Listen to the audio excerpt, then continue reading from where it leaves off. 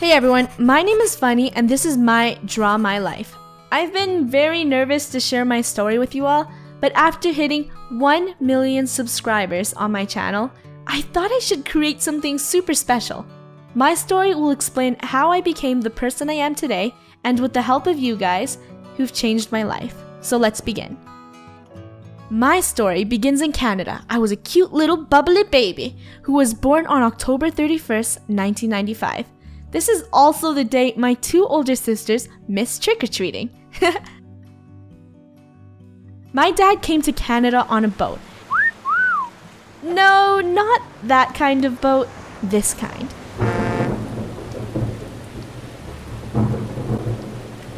Soon after that, he met my mom, and 2 years later, my oldest sister was born.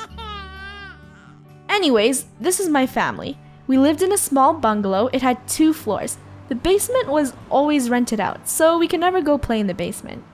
We basically lived on 1 floor, but to me, it was gigantic. This is my dad, mom, sister, me, little sis, and little bro. That's right, my parents had 5 kids, and as you can imagine, it must have been super hectic for them. But they loved us all equally. My parents wanted 5 kids because they didn't want us to be lonely. My dad was a chef and my mom washed dishes at a local restaurant. On some nights, my parents would eat very little just because they were worried they wouldn't have enough food to feed us. And yes, we were very broke at the time. When I was a kid, I didn't really know how much they sacrificed for us. But knowing this now that I'm older, it really breaks my heart. When I was about 22 months old, that's almost 2 years old, I had not grown in any baby teeth. Babies usually get their teeth around 6 months, so my mom was scared. She took me to the doctors, and the doctor said that if my teeth didn't come out by 2 years old, they were going to have to bring me to a specialist and maybe manually pull out my teeth. I probably pooped my pants. I don't remember anything, but apparently after that conversation, my teeth popped right out. See that? That's how my teeth grew in. I had a big space between my 2 front teeth, and I loved to whistle through them. It annoyed my siblings so much, but I thought it was so funny. Since there is 5 of us, you can obviously guess that we tend to get ourselves into mischief.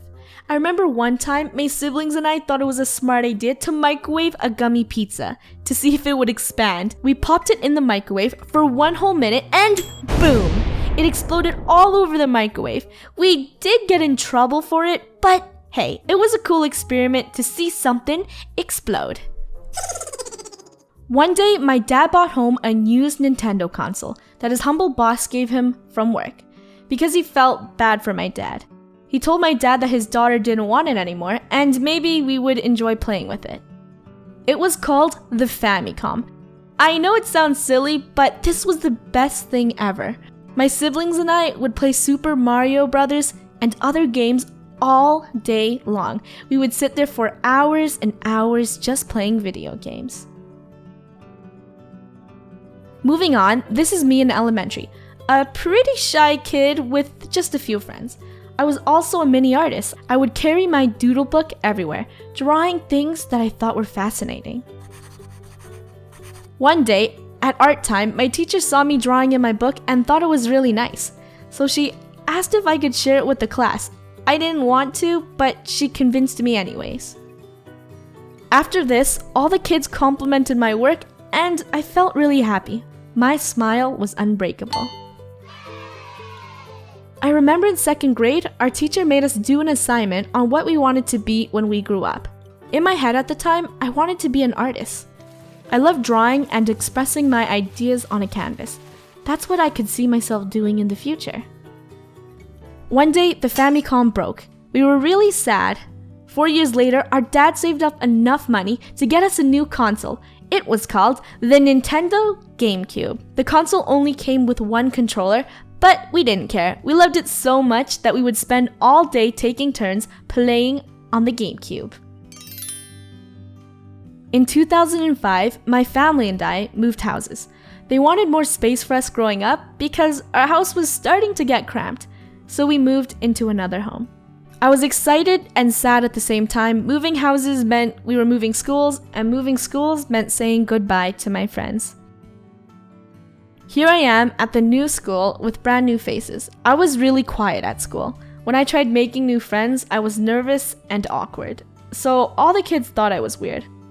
In those 2 years, I've built myself a self-image of being a quiet, weird girl who didn't talk to anyone. But being alone wasn't that bad. After the first year went by, I just didn't care what they thought about me anymore. During these years, my parents gave me an old digital camera. I would record funny skits with this and show videos to my family and cousins. Everyone laughed and really enjoyed it. I was also known as the little comedian in my family. Being able to see my family laugh meant the world to me. Because growing up with not a lot and seeing my parents come home from work exhausted and stressed, I knew that with my videos, I could make their day a little better with laughter. As the year went on, I continued to make these funny video skits. They were never posted on YouTube though. Thank God. I think this is the time where I realized I really wanted to pursue a job into creative filmmaking. In 2008, my parents bought a restaurant downtown, hoping that the business could make more income to support the family. It wasn't the nicest part of downtown. The windows would always get broken and, all of that stuff. I would work here on the weekends and sometimes weekdays bussing tables. As the year went on, we spent more and more time at the restaurant. The business wasn't very successful, so my parents couldn't hire anyone. So we had to help our parents. We would be at school in the daytime, and after school, we would bus down to the restaurant and work there until 10:30 p.m. at night. When the business was slow, my siblings and I would watch YouTube videos on our laptop. It made working down at the restaurant less miserable. We would watch tons and tons of videos from different creators. It was awesome and made our day a little better. As months went on, this family restaurant became the most depressing point in my life. Because each night when my family came home around 11 p.m. at night, there would be arguments, tears, and anger. The biggest problem was debt. We were in a lot of debt because the restaurant was losing a lot of money and business was slow. I finally made some new friends in middle school. These girls and I didn't have the same common interests, but we still talked anyways. One day, they started making rumors about me, and at lunchtime, these girls got a bunch of other girls to tell me they didn't want to be friends with me anymore. I let these mean, catty girls bully me into silence, and if I could go back in time, I wish I could tell my younger self to have confidence and don't be afraid to speak up for yourself. But at the end of the day, there was a couple of things that made me smile, which was video games, my dog, and YouTube. Every single night, I would play video games for hours and watch YouTube videos with my dog. I was happy. After 3 years, my parents sold their restaurant because we were growing up, and, we couldn't work there forever. It felt like the chains finally broke off. Until my parents brought another business, of course, but hey, this one did better than the last one. On September 1st, 2011, I created my first YouTube channel, which is the channel you are watching right now. The first video I ever created on my channel was called Black Ops Rager Match, but that's a private video now. At this time, Minecraft was a very popular game and we were so obsessed with it. So I said, hey, we should make some videos. My siblings and I got to work. We created Minecraft machinimas and Minecraft parodies. I remember one of our parodies hitting 1 million views at the time, and I cried tears of joy, but I also cried tears of sadness because the video was taken down due to a copyright strike. After this, we just worked on Minecraft machinimas, and slowly as the months came by, I became very busy with school and work. I told myself once we finished the last episode of the Minecraft Love series, I was going to quit YouTube because I couldn't keep up with posting these videos. So I stopped. High school was pretty chill for me. I was quiet and I got decent grades. I also skipped class a lot because I didn't really like school. My mom would always call in sick for me. Isn't she the best? No, I'm joking. Don't do that, guys. Don't do that. Anyways, whenever I skipped school or classes, I had to go work at my parents' shop, where there was a computer, and on that computer, I played Minecraft and watched YouTube videos, so it wasn't all that bad.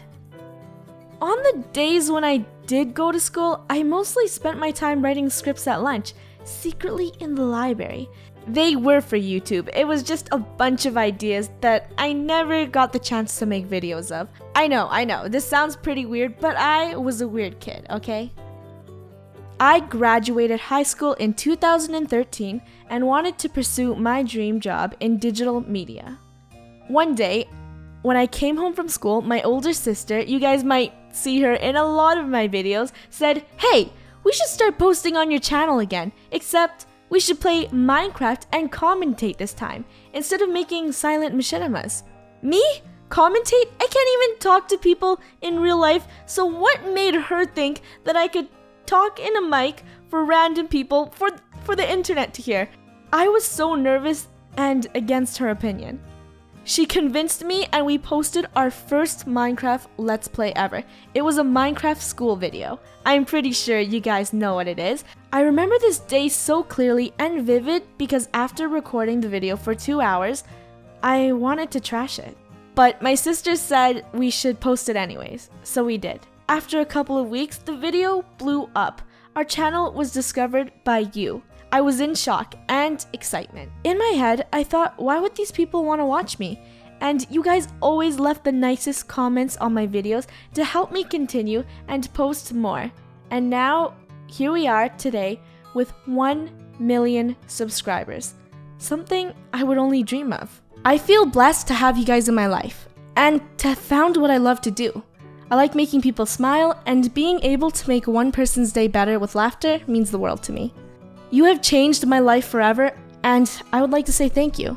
Thank you so much for watching my videos every day and leaving your amazing comments. I really do appreciate each and every one of you, and I can't say how much I love you guys. This is my life up until now. I hope my story inspires you, and without these ups and downs in my life, I wouldn't be the person I am today. Life isn't perfect, and that's what makes it awesome. You are the only one who can write your own story, and don't let anyone tell you otherwise. Thank you so much for watching my Draw My Life video. I love you all so much, and I can't wait to see where this takes us next.